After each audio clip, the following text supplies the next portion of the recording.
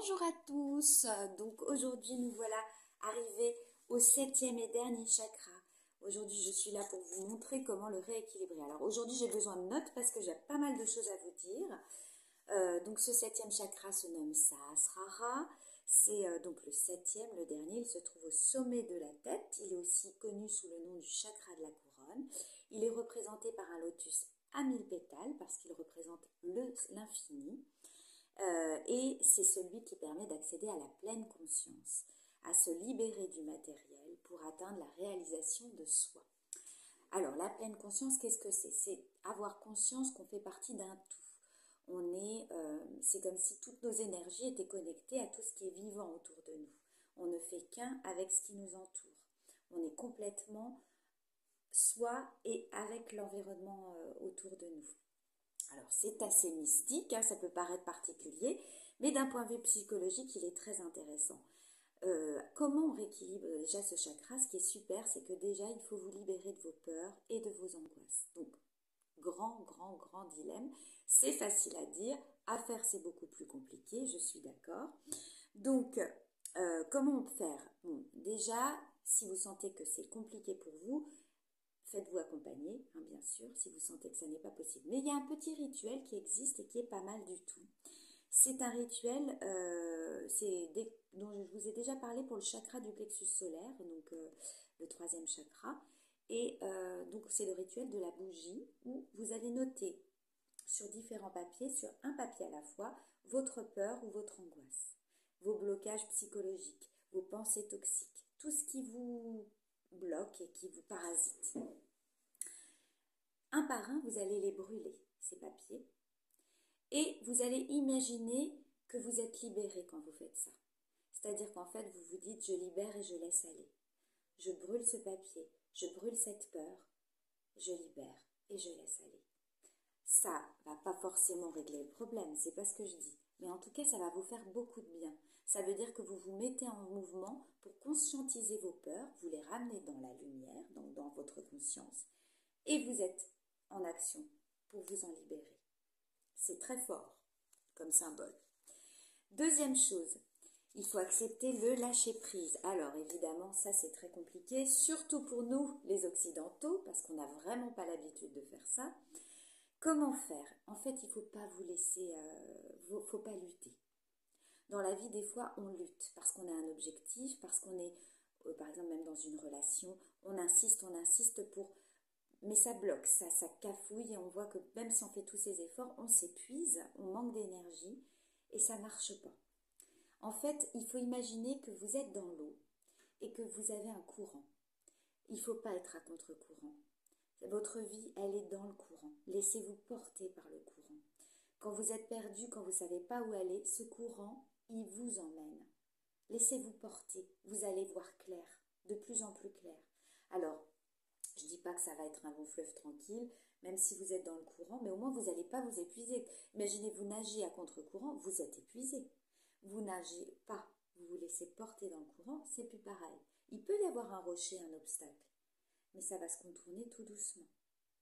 Voyez l'image est forte aussi. Donc, soyez en confiance par rapport à ce fleuve, votre fleuve tranquille, votre fleuve, suivez votre courant. Acceptez aussi qu'il y ait des obstacles, acceptez qu'il y ait des choses que vous ne pouvez pas changer sur votre chemin. Acceptez que vous ne pouvez pas lutter des fois pour le changement. Il y a des choses qui ne vont pas changer. C'est indépendant de vous, ça ne va pas aller dans le sens que vous voulez. Mais à partir du moment où vous l'acceptez, vous allez essayer de voir ce que vous pouvez faire. Qu'est-ce que ça vous apprend? Comment vous pouvez tirer parti de cette chose qui ne va pas changer? Comment vous pouvez tirer parti de ça?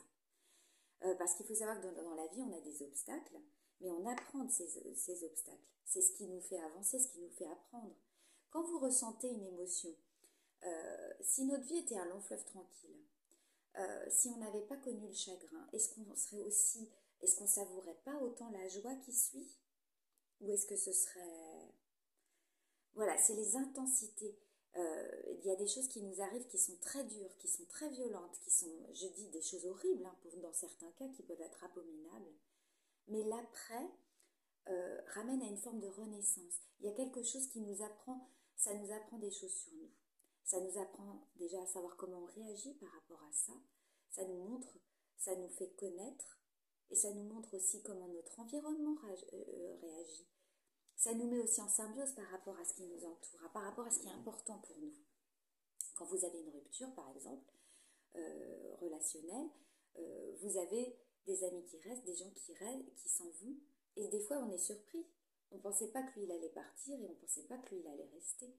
Voilà, il y a des choses comme ça. Il y a des choses qu'on apprend et il y a des choses qui on nous ramène à l'essentiel et à la vraie, au vrai, à l'authenticité. Donc ayez confiance. Faites confiance à votre courant et appréciez tout ce qui vous arrive. Alors, appréciez durement ou pas durement, mais voilà. Vivez l'instant. Alors, évidemment, je ne dis pas que vous allez douter. Il y aura des moments où vous allez pouvoir vous mettre en doute. Alors, il y a des problèmes. Donc, dans ces cas-là, c'est ce que je disais, posez des questions, allez voir des gens, essayez d'y voir plus clair. Le fait de partager, dans ces cas-là, vos questionnements, ça permet de trouver des réponses. Ça permet aussi de suivre votre instinct. Par rapport à ce qu'on vous dit, vous allez prendre et vous allez laisser. Mais ça veut dire que vous suivez aussi votre cœur, vous suivez votre fleuve à vous. Donc, aussi un autre petit rituel, alors on y croit, on n'y croit pas, mais l'inconscient travaille beaucoup quand on dort. Donc, quand vous dormez, avant de dormir, si vous êtes dans une période de doute, n'hésitez pas à poser la question, à vous poser cette question avant de vous coucher. Prenez un grand verre d'eau, vous posez votre question, vous dormez. Peut-être que dans votre rêve, vous allez avoir une réponse. Peut-être aussi que dès votre réveil, vous allez avoir une réponse. Ou peut-être que durant la journée qui suit, vous allez avoir une solution. Souvent, ça marche. Faites aussi utiliser la loi d'attraction. Alors, vous savez, je l'ai déjà dit, le négatif attire le négatif, le positif attire le positif. Essayez de ramener le plus de positif dans votre vie. Essayez de voir ce verre à moitié plein et pas vide, de manière à ce que, autour de vous, petit à petit, votre vision se transforme. Vos yeux voient le positif, ils ne voient plus le négatif. Utilisez la méditation. Alors, cette méditation, elle est un peu différente des autres parce qu'elle va utiliser tous les chakras. Elle part, vous imaginez une lumière blanche, donc, une lumière lumineuse, très blanche, qui va irradier au sommet de votre crâne et qui va partir tout le long de votre colonne vertébrale. Donc, qui va rejoindre chaque point de chakra qu'on a vu ensemble. Le troisième œil, la gorge, le cœur, le plexus solaire, le sacré et Muladhara, le racine. Donc vous allez tout le long de vous partez du sommet du crâne jusqu'au coccyx. Vous imaginez cette lumière qui irradie tout le long, qui va vraiment comme un grand frisson irradier le long de votre colonne vertébrale. Et vous allez imaginer que c'est une énergie bienfaisante, énergie régénératrice qui se manifeste en vous. Vous n'hésitez pas non plus à utiliser des affirmations comme j'ai conscience de moi et de ce qui m'entoure, ou je prends conscience de moi et de ce qui m'entoure. Vous pouvez aussi dire je ne fais qu'un avec ce qui m'entoure. Prenez vraiment, ça va vous permettre de vous mettre dans l'instant présent, d'être en conscience, en pleine conscience par rapport à ce que là maintenant vous êtes en train de vivre. Alors il y a quelque chose aussi qui peut vraiment vous faire du bien, c'est d'aider les autres. Ça peut être aider un collègue de boulot, ça peut être aider des amis, la famille, apporter un soutien. Alors évidemment, je ne vous demande pas d'être Mère Teresa et il ne faut pas vous oublier. Alors Mère Teresa, je ne pense pas qu'elle s'oubliait non plus, mais voilà, c'est pas ce que je veux dire. Ne partez pas dans un excès. C'est surtout, ça va vous apporter cette sensation que vous faites encore une fois un tout avec ce qui est autour de vous et avec les gens qui sont autour de vous. Essayez de vous sentir connecté avec la nature. Sortez dans votre jardin. Là, on arrive au beau jour. Allez marcher sur la plage si vous habitez au bord de la mer ou si vous partez en vacances. Allez dans la forêt, allez dans un parc. Et écoutez les bruits. Sentez les odeurs. Ressentez les sensations que ça fait sur votre peau, le soleil, le froid, l'eau, l'herbe sous vos pieds si vous êtes pieds nus. Ressentez les couleurs. Voilà, essayez encore une fois, d'être encore dans cet ici et maintenant et de prendre conscience que vous existez dans ce tout, dans cet environnement autour de vous et que vous êtes bien présent. N'hésitez pas aussi à tenir un journal de vos rêves. Je vous en avais parlé dans l'autre chakra, pour le chakra du troisième œil. Utilisez vos rêves vraiment parce que vraiment, c'est ce que je vous disais, l'inconscient travaille beaucoup pendant le sommeil. Alors il y a des gens qui malheureusement ne se rappellent pas de leurs rêves, mais des fois ça peut arriver que vous vous réveillez dans la nuit et vous allez avoir tout frais le rêve dont quelque chose de présent. Prenez tout de suite votre carnet et écrivez quelques mots pour au moins avoir une petite idée et essayez d'analyser ces rêves. Vous verrez, il y aura des réponses. Autre chose, utilisez les pierres. Alors les pierres, alors désolée encore pour la dernière fois, je m'étais un petit peu trompée au niveau des pierres, mais là je ne vais pas me tromper, j'ai bien revu ma leçon. L'améthyste, vous utilisez une améthyste, alors celle-ci est très grosse, mais vous pouvez utiliser une plus petite que vous pouvez avoir toujours sur vous, donc toujours ces pierres doudou qui vous rappellent que vous êtes en connexion avec votre 7e chakra, Sahasrara, pour le travailler pendant quelques semaines, peut-être même un peu plus longtemps en fonction de ce qui vous fera du bien. Si vous n'êtes pas encore à ce stade de ce chakra à travailler, n'hésitez pas à le travailler quand même parce que vraiment ça va vous apporter des choses, c'est important.